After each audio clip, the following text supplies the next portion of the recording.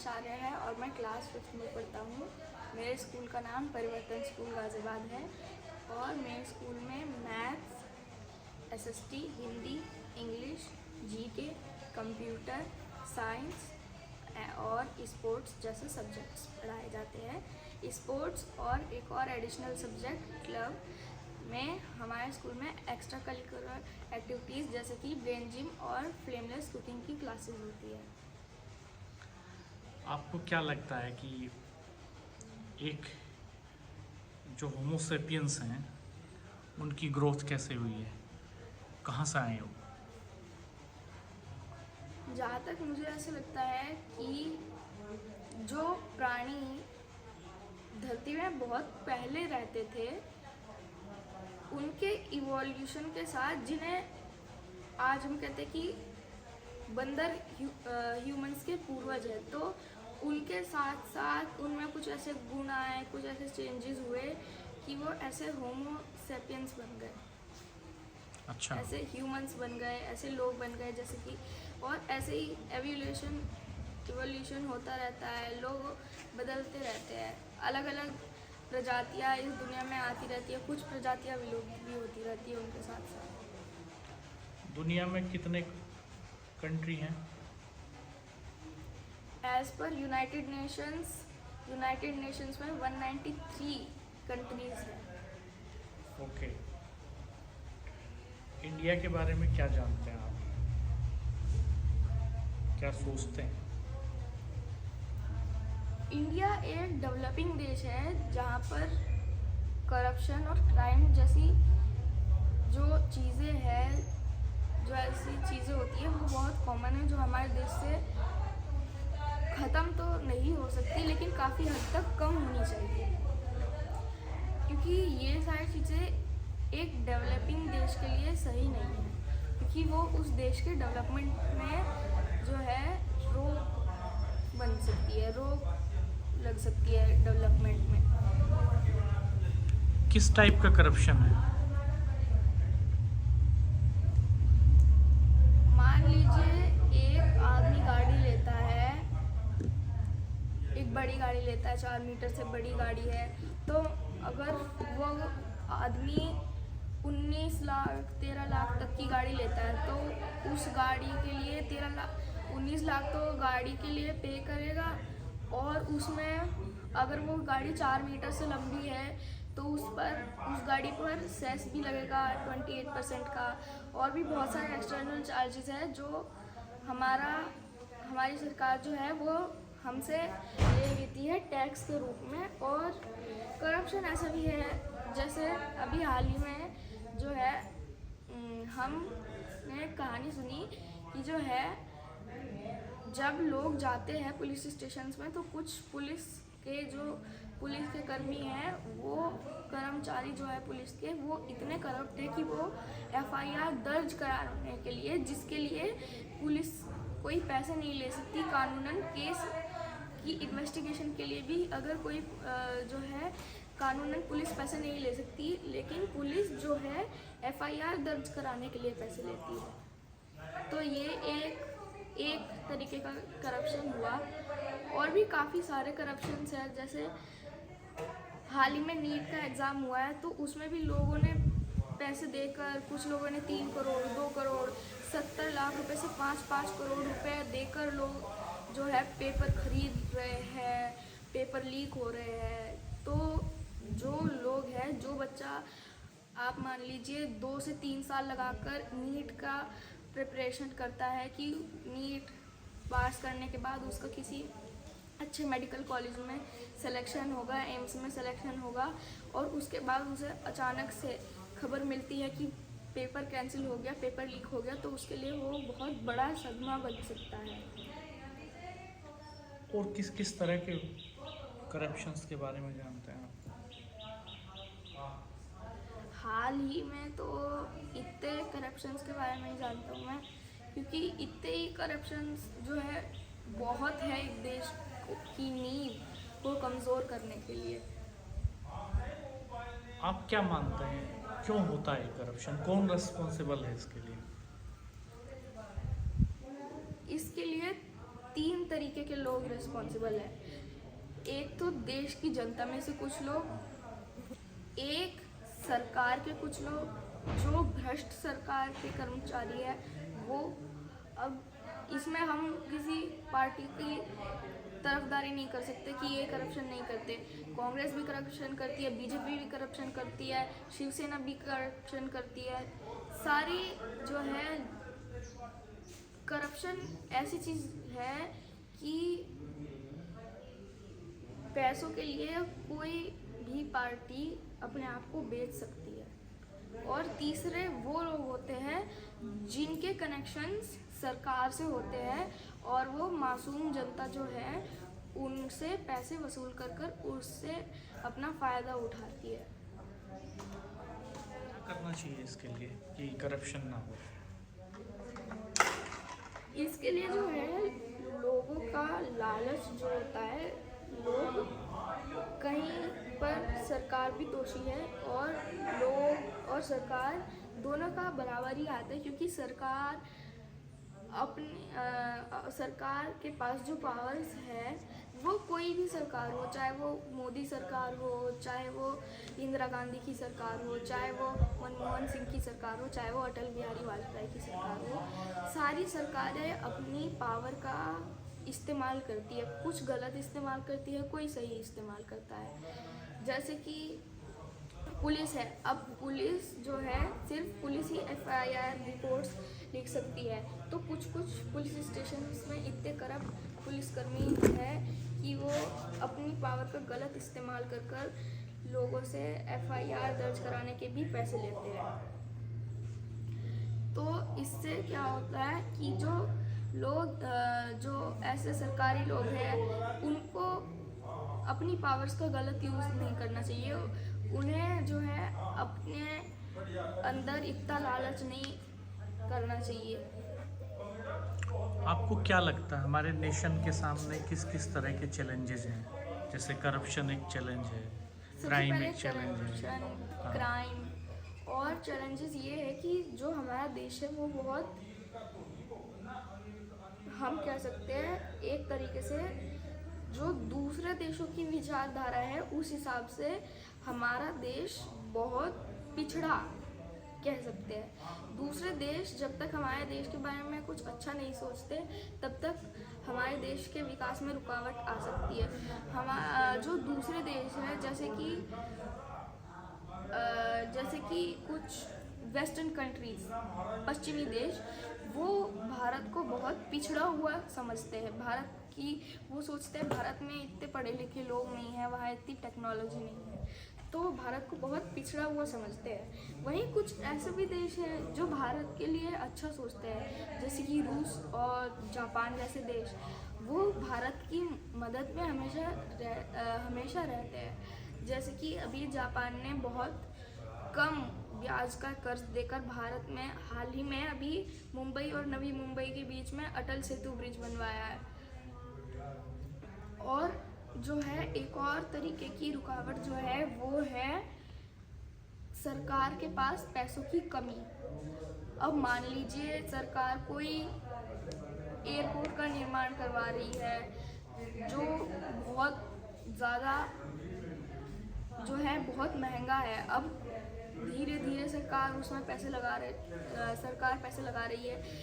अब धीरे धीरे करके पैसे ख़त्म हो रहे हैं। जैसे कि मान लीजिए सरकार ने बजट सेट किया 500 करोड़ रुपए का और बाद में फैसिलिटीज़ मिलाकर उस एयरपोर्ट का प्राइस चला गया 1000 करोड़ रुपए, 1500 करोड़ रुपए। तो इस हिसाब से जो है सरकार अपना जो है बजट ख़त्म हो जाता है सरकार का। और एक और रुकावट जो है वो है हमारे देश का बजट, जो 2024 का यूनियन बजट है। उसमें उसमें जो डेवलपमेंट, जो सरकार, ज़रूरी नहीं है डेवलपमेंट, लेकिन जो अपना पैसे खर्च करेगी, जो अपना एक्सपेंस करेगी, वो इस साल के बजट से भी बहुत ज़्यादा है, आउट ऑफ बजट जिसे हम सरल भाषा में कह सकते हैं। तो ये कुछ ये चीज़ें रुकावट डाल सकती है।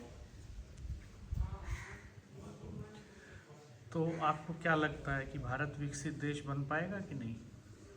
अगर एक समय ऐसा है कि भारत में जो है करप्शन ख़त्म हो गया और भारत अपने डेवलपमेंट पर ज़्यादा ध्यान दे और जो है क्राइम बहुत कम हो जाए, क्योंकि ऐसा कोई देश नहीं है जिसमें क्राइम बिल्कुल नहीं है। क्राइम इस दुनिया से कभी ख़त्म नहीं हो सकता। हर जगह थोड़ा बहुत क्राइम रहता ही है, लेकिन अगर भारत में जितना क्राइम आज के समय में होता है, अगर उतना से थोड़ा सा क्राइम भी कम हो जाए तो भारत अपने डेवलपमेंट पर ध्यान दे सकता है और उसके बाद भारत जो है एक डेवलप देश भी बन सकता है, क्योंकि बाद में भारत अपने डेवलपमेंट में भी समय लगा सकेगा। गरीबी के बारे में क्या राय है आपकी? भारत में गरीबी है नहीं है? गरीबी भारत में आप देखिए, जब से भारत आज़ाद हुआ है तब से भारत में बहुत गरीबी है। मतलब ये बहुत छोटा सा देश है, मतलब जो यहाँ का क्षेत्रफल है वो छोटा नहीं है, लेकिन इतने 140 करोड़ लोगों के हिसाब से यहाँ पर स्पेस कम है, जगह कम है, यहाँ पर नौकरियाँ कम हैं, यहाँ पर जगह इतने लोग हैं कि इतने लोगों के ऊपर सरकार पैसे खर्च नहीं कर सकती। इतने परिवार है, परिवार इतने ज़्यादा है भारत में, और इतने ज़्यादा भारत कम से कम जब से जितना पुराना भारत का इतिहास है, हमें तब से इतिहास गवाह है कि भारत अपने आप में ही लड़ता रहा है। पहले भारत के राजा महाराजा आपस में लड़ते थे, अब कुछ ऐसी जातियां हैं, मान लीजिए जैसे दंगे होते हैं।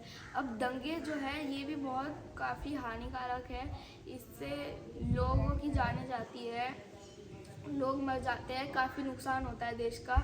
बड़ी बड़ी बिल्डिंग्स जो है वो जल जाती है। जैसे अभी हाल ही में 1-2 साल पहले मैं इंदौर में गया था, वहाँ पर एक जगह है राजवाड़ा का महल, वहाँ पर 2007 में दंगे हुए थे। वो इतनी भव्य इमारत थी। उन दंगों वो जो दंगे हुए थे 2007 में, वो पूरी इमारत जो मतलब वहाँ पर पहले फ़ोटोज़ खींची गई थी दंगों से पहले, जब टूरिस्ट जाते थे, तो इतनी सुंदर इमारत थी। सरकार ने उसे रीबिल्ड भी किया बाद में, लेकिन अभी उसमें इतनी भव्यता नहीं है। उसमें म्यूज़ियम भी, जैसे हम जाते हैं ना उसमें, तो ऊपर एक म्यूज़ियम भी है, वहाँ पर दिखाते हैं कि पहले कितना भव्य लगता था ये महल अंदर से। फिर दंगों के समय की फ़ोटो दिखाते हैं कि दंगों के समय से क्या नुकसान हुआ, उस समय की कुछ वीडियोस भी है वो भी दिखाते हैं। फिर उसके कंस्ट्रक्शन की वीडियोस, कितना कंस्ट्रक्शन कैसे कैसे हुआ, किन चरणों में हुआ, कितने पैसे लगे इसे बनाने में, वहाँ पर पूरा म्यूज़ियम है ऐसा। तो वहाँ पर बहुत नॉलेज है उस जगह के बारे में। उसकी जो दंगों में उसके जो अवशेष बच गए थे महलों के, उनको भी वो वहाँ पर दिखाया गया है, उन अवशेषों को।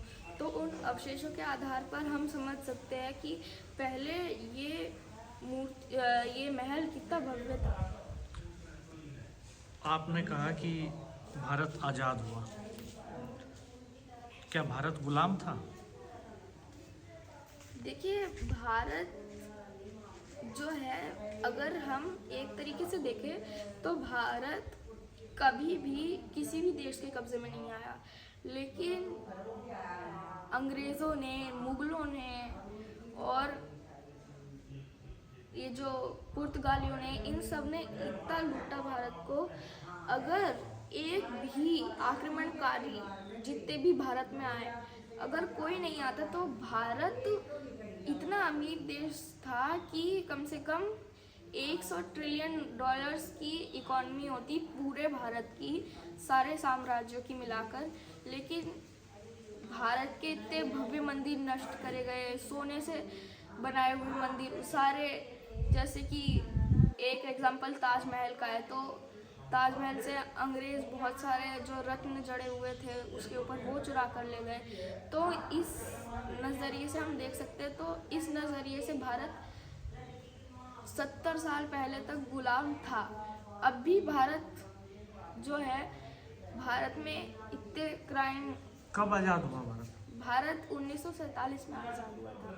कि वो तारीख क्या थी? 15 अगस्त। अच्छा, 26 जनवरी क्यों मनाते हैं? 26 जनवरी को जो है हमारा पहला रिपब्लिक डे था, जिस दिन हमारा कॉन्स्टिट्यूशन जो है, जिसे बाबा साहेब अम्बेडकर ने बनाया था, वो भारत में लागू हुआ था हर जगह। तो कौन से ईयर की बात होगी? 1950। ओके। तो जैसे आपने गांव भी देखे हैं भारत के, शहर भी देखे हैं, कई शहर देखे आपने, कौन कौन से शहर देखे हैं? अहमदाबाद, इंदौर, दिल्ली, गाजियाबाद। ओके।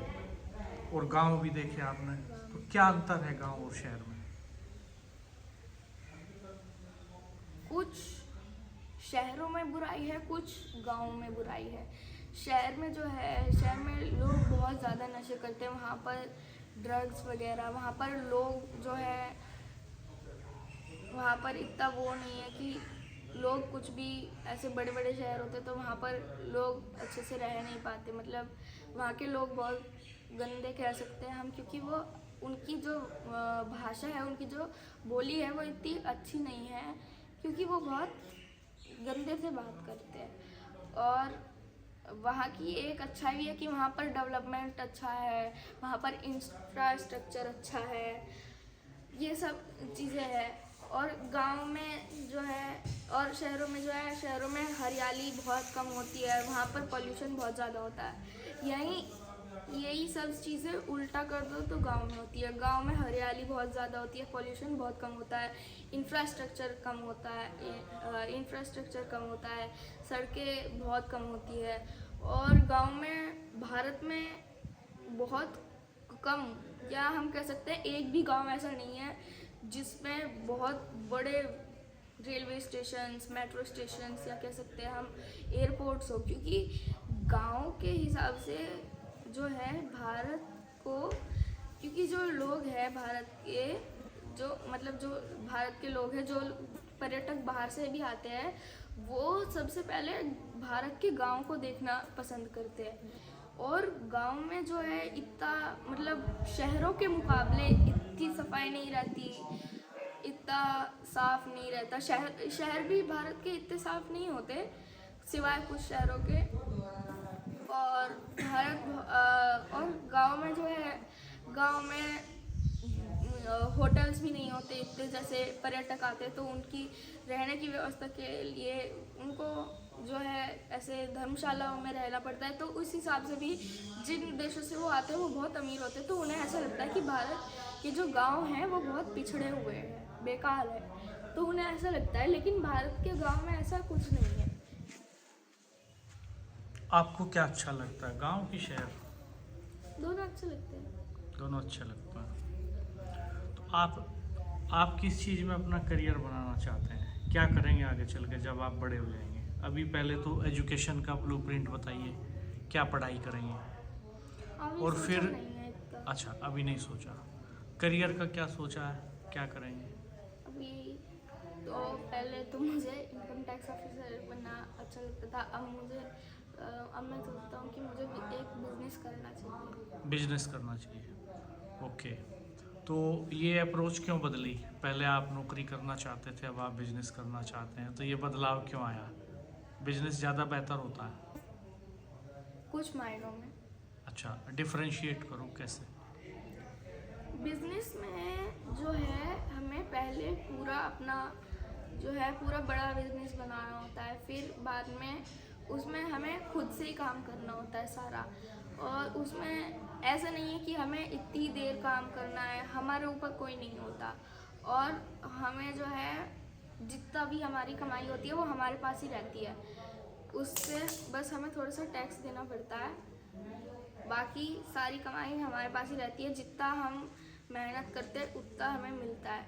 और जैसे कि नौकरी हो गई, अब सरकारी नौकरियों को एक तरफ रखकर अगर प्राइवेट नौकरियों में बात करें, तो प्राइवेट नौकरी जो होती है उसमें काम इतना करवाते हैं, वहाँ पर जो है कुछ अपना नहीं होता, वहाँ पर एक आदमी के नीचे काम करना होता है। और अगर हम बहुत ज़्यादा भी काम करते हैं तो वो जो ऊपर आदमी बैठा होता है वो डिसाइड करता है कि हमें कितने पैसे मिलेंगे। ओके, तो इसलिए आपको लगता है कि बिजनेस बेटर है। लेकिन बिजनेस में पहले बहुत ज़्यादा मेहनत करनी होती है। मेहनत तो दोनों चीज़ों में करनी होती है, हर चीज़ में मेहनत करनी होती है, लेकिन बिजनेस में ज़्यादा टाइम देना पड़ता है अपना। आप खेलते भी हो? कभी कभी खेलता हूँ मैं ज़्यादातर साइकिल चलाता हूँ। अच्छा, अभी ओलंपिक खेल हुए थे, कहाँ पे हुए थे? पेरिस। पेरिस में हुए थे। भारत को कितने मेडल मिले हैं? भारत को शायद से 3 या 4 मेडल मिले थे।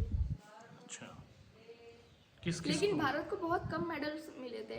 एक तो जेवलिन थ्रो में नीरज चोपड़ा ने सिल्वर मेडल लाया था। ओके, और क्या हुआ था, और एक विनेश फोगाट को तो नहीं मिला। विनेश फोगाट क्या खेल खेलती हैं? रेसलिंग। अच्छा, उनको नहीं मिला, नहीं, क्या हुआ था?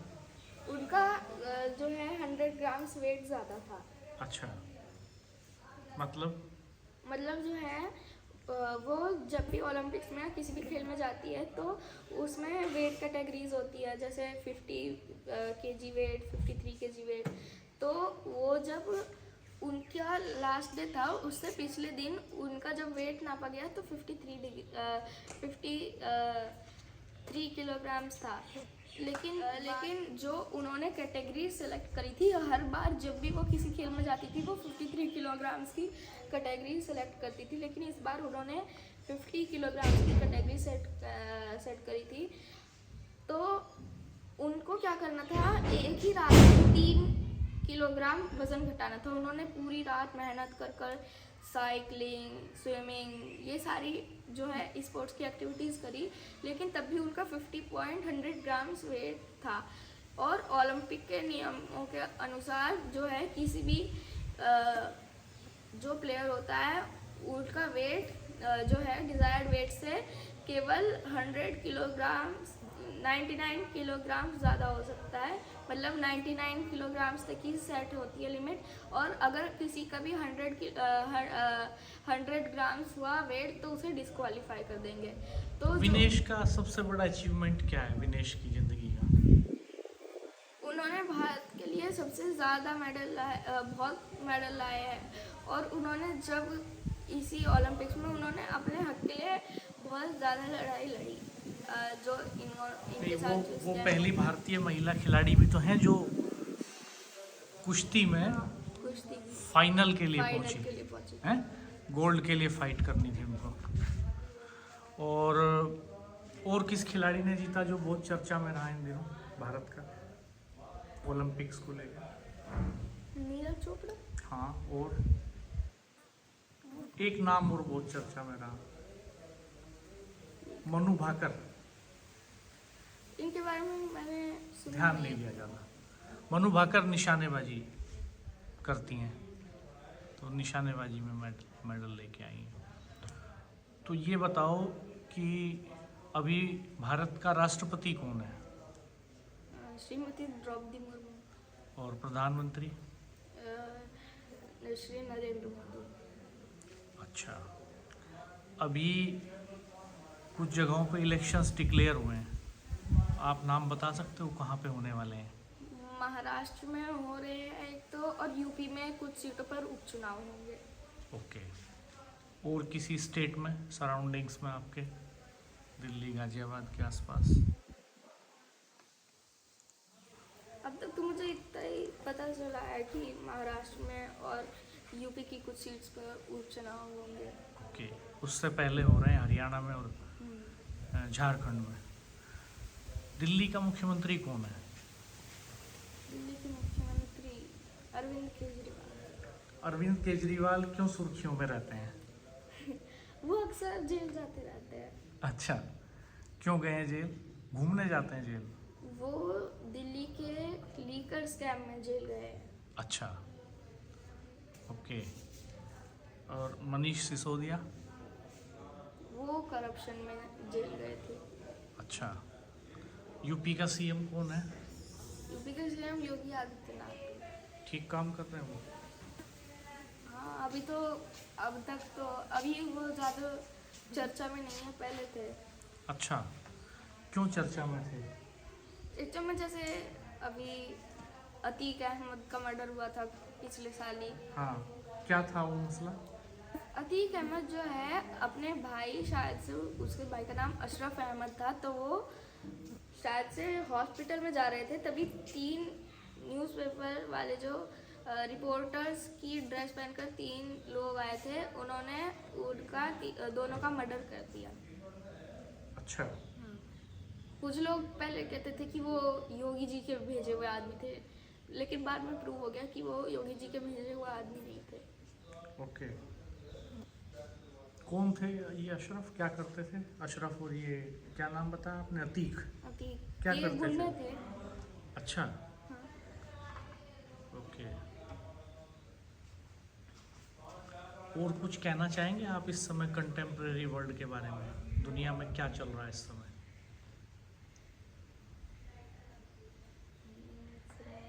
हाँ, क्या ऐसी बात चल रही है जिसको आपने नोटिस किया हाल के महीने 2 महीने में कि ये इम्पोर्टेंट है, इसका डिस्कशन करना चाहिए? एक तो और क्या ऐसे इश्यूज हैं जिन पे आप चर्चा करना चाहोगे? अभी हाल ही में, अगर मैं गलत नहीं हूँ तो हमाद के चीफ का भी ईरान में शायद से एनकाउंटर हुआ है। अच्छा, इंडिया के आसपास के किसी देश में कोई बड़ी हलचल? बांग्लादेश। अच्छा, क्या हुआ? बांग्लादेश की सीएम इंडिया आई है। अच्छा, उनके देश में क्या नाम है उनका? शेख हसीना। सीएम थोड़ी है वो। पीएम। हाँ, पीएम। तो क्या क्या मसला है बांग्लादेश का? वहाँ पर दंगे हो रहे हैं क्योंकि जो है वहाँ के जो स्वतंत्रता सेनानी थे, जो हसीना शेख हसीना के पिता थे, शेख मुजीबुर रहमान, जो बांग्लादेश के एक मेजर फ्रीडम फाइटर और उनके पहले प्राइम मिनिस्टर भी थे। उन्होंने एक ऐसा कोटा लॉन्च किया था कि जो है सबसे ज़्यादा जो नौकरियां मिलेगी वो मिलेगी फ्रीडम फाइटर्स को। बाद में जो चेंज होते होते वो फ्रीडम फाइटर्स के बच्चों पर आया, फिर बाद में अभी हाल ही में वो फ्रीडम फाइटर्स के जो पोता पोती है उन पर आ गया। तो वहाँ के जो युवा है उन्होंने ऐसा सरकार की आलोचना करते हुए कहा है कि जो है फ्रीडम फाइटर्स और उनके बच्चों को तो समझ आता है, लेकिन उनके पोता पोतियों को कोटा नहीं मिलना चाहिए। देश के युवा और जो विधवा महिलाएं हैं और जो ऐसे बांग्लादेश के जो पिछड़े लोग हैं उनको मिलना चाहिए वो कोटा। इसी बात पे फिर बाद में शेख हसीना की एक वो भी आई थी न्यूज़ की, जो है शेख हसीना कहती है कि अगर मैं फ्रीडम फाइटर्स के पोता पोतियों को कोटा ना दूँ तो क्या रज़ाकार के पोता पोतियों को कोटा दूँ। तो इसी बात पर उनके घर पर हमला भी हुआ और शेख हसीना को फिर देश छोड़कर इंडिया में आना पड़ा, इंडिया में शरण लेनी पड़ी। रजाकार मतलब? रज़ाकार वो लोग थे जिन्होंने 1971 में पाकिस्तान की साइड लेकर बांग्लादेश के अगेंस्ट जिन्होंने लड़ाई लड़ी थी। ओके, आप कुछ सवाल पूछना चाहेंगे? आपको कोई सवाल नहीं आपके दिमाग में आया? अच्छा, आप अपने से कुछ और बताना चाहोगे? कोई बात जिस पे चर्चा करना जरूरी समझते हो? राहुल गांधी कैसा कर रहे हैं? राहुल गांधी के बारे में क्या राय राहुल है? गांधी तो फिलहाल सत्ता में नहीं है तो उनके बारे में कुछ कह नहीं सकते। अच्छा, बाकी वो अपना जो अपने हिसाब से वो अपना बेस्ट ट्राई कर रहे हैं। अच्छा ट्राई कर रहे हैं। क्या है वो भी पार्लियामेंट में, क्या हैसियत है उनकी? पार्लियामेंट में अगर हैसियत की बात करें तो वो एक एमपी है। पहले जब 2024 में उन्होंने इसी साल इलेक्शन लड़े थे तो उन्होंने वायनाड और रायबरेली सीट जीती थी, तो उनको थोड़ा सा कंफ्यूजन था कौन सी सीट रखनी है। अच्छा, फिर कौन सी रखी उन्होंने? उन्होंने शायद से वायनाड की रखी, मुझे इतनी इन्फॉर्मेशन नहीं है उस बारे में। ओके, पार्लियामेंट में वो लीडर ऑफ अपोजिशन भी तो हैं। ओके, फिल्में देखते हैं आप?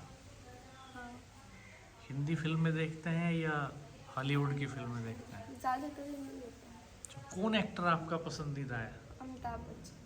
अच्छा, क्यों अच्छा लगता है? वो तो बहुत बूढ़ा आदमी है। वो अच्छी फिल्में बनाते हैं, जैसे ये अभी आजकल के ज़माने में कैसी फिल्में आती है, काफ़ी खून खराबे वाली, वैसी बेकार फिल्में, नशे वाली और ये सब। लेकिन अमिताभ बच्चन अच्छी फिल्में बनाती हो, उनकी जिन फिल्मों में वो काम करते हो उन फिल्मों में कुछ ऐसा कौन नहीं कौन होता। सी फिल्म अच्छी लगी अमिताभ की सबसे? मुझे सबसे ज़्यादा अच्छा ये लगी कि नाम याद नहीं आ रहा उसका। कब देखी थी आपने? शोले। शोले। हाँ, शोले तो बहुत पुरानी फिल्म है। हैं? गब्बर सिंह अच्छा नहीं लगा उसमें? ठीक ठाक डाकुओं के डाकू जो डाकू टाइप का आदमी है वो। वो अच्छा नहीं लगता आपको? अच्छा, तो इस अमिताभ बच्चन का क्या नाम था शोले में?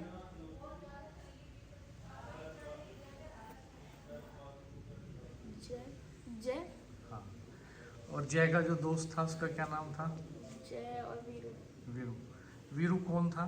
किसने किया था रोल वीरू का? वीरू का रोल धर्मेंद्र ने किया था। अच्छा, धर्मेंद्र अच्छे नहीं लगते उतने जितने अमिताभ?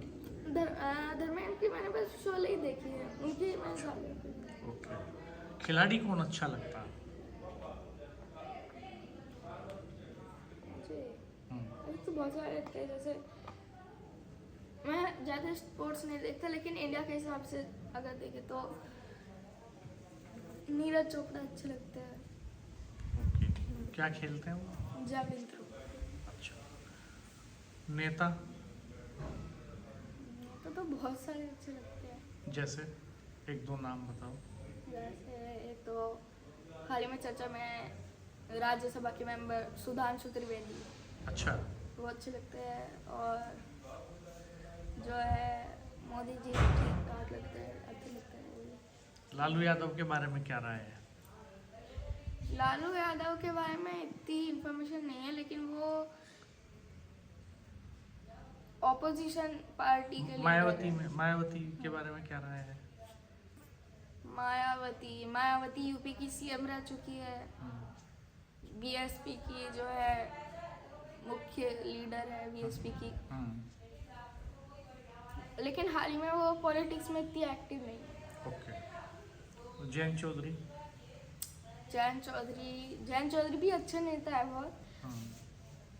जिस तरीके का उनका स्वभाव है, अच्छा स्वभाव है, अच्छा है। अच्छा। चौधरी चरण सिंह के बारे में कुछ सुना आपने? चौधरी चरण सिंह के बारे में इतना नहीं पता। अच्छा, ज़्यादा जानकारी नहीं है। ओके। आप जिस गांव के रहने, आपके गांव का नाम क्या है? मवी गला। तो जिस गांव के आप रहने वाले हैं उसकी भाषा में बात कर सकते हैं आप मुझसे?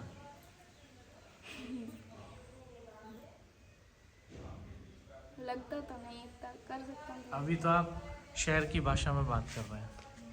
गांव की भाषा में बात करना चाहता हूँ आपसे, एकदम देसी ठेठ।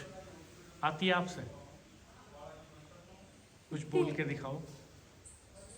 नहीं आती, मैंने कभी पहले बात भी नहीं करी, मतलब अच्छा। इतनी नॉलेज नहीं है ओके। खड़ी बोली के बारे में। कोई बोलता है तो समझ में आ जाती है। आपको पता है ये बात कि खड़ी बोली हिंदी की जननी मानी जाती है? हैं? और क्या कहते हैं खड़ी बोली को? खड़ी बोली हाँ। वो कौरवी कहते हैं। हाँ, कौरवी भी कहते हैं। कौरव कौन थे? कौरव हाँ। कौरव जो है दो भाई थे पहले, धृतराष्ट्र और पांडव। तो पांडव के 5 बेटे थे, उनको पांडु के 5 बेटे थे, उन्हें हम पांडव कहते हैं। और जो धृतराष्ट्र के 100 बेटे थे उन्हें पांडव कहते हैं। अच्छा, पंडित नेहरू कौन थे? कौरव। पंडित नेहरू कौन थे? पंडित नेहरू भारत के सबसे पहले प्रधानमंत्री थे, स्वतंत्रता सेनानी थे। उनके बारे में क्या राय है? उनके बारे में मैं ज़्यादा बात नहीं कर सकता, मतलब आपने इतना ज़्यादा ज़्यादा स्टडी। नहीं जानता। गांधी जी के बारे में क्या राय है? गांधी जी को राष्ट्रपिता भी कहते हैं।